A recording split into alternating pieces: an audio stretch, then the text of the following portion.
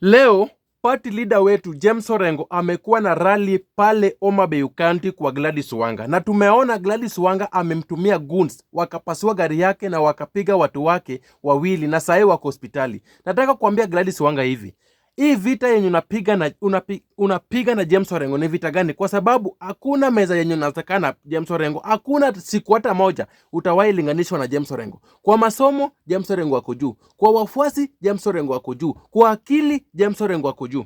Wacha nikwambie hivi Gladys Wanga, after successful rally yenye James Orengo amekuwa nayo pale Sindo, Homa Bay County, pale Suba South, kwa nini uko bitter? Why are you very bitter?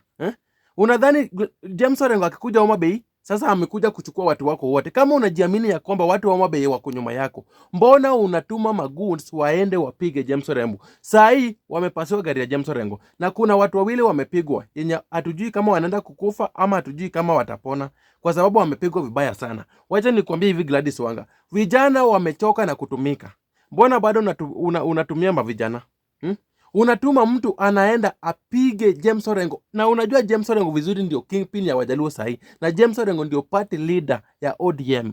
Nyinyi na hiyo jinga yenu, endeni Kisumu Sunday tuone rally yenye mtaweka Kisumu kama itakuwa kubwa kushinda ile ya Linda Mwananchi yenye ilikuwa hapo Kisumu last time tukiwa Kisumu.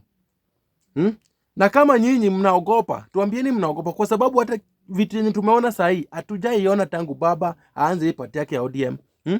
Yani kwa sababu ya James Orengo na Linda Mwananchi na Babu Owino na Dennis Sifuna, mnachukua pesa mnatumia kwa rally moja tu ya Kisumu. Karibu gari ya kila mtu imeweka sticker siji Kisumu Wabiro nini kitu yenye hatujaiona. Mnachukua pesa, mnachukua pesa. In fact, mmeshachukua hii pesa ya Ebola hii yenye tunaambiwa hii, ndio mnafacilitate nayo hii rally ya Kisumu. Wacheni niwaambie, James Orengo lazima aheshimiwe, na mtu yoyote mwenye atacheza na James Orengo, imefanyika tu kwa bahati mzuri amjamguza. Ingekuwa ati mmeguza James Orengo, hata saa hii hapo penye mko hapo Kisumu hamngekuwa mnakaa hapo, tungewatoa siaka amjaiona. Wacheneni na James Orengo, huyo ndio party leader wetu na huyo ndio tunafuata Luo Nyanza, hakuna mtu mwingine.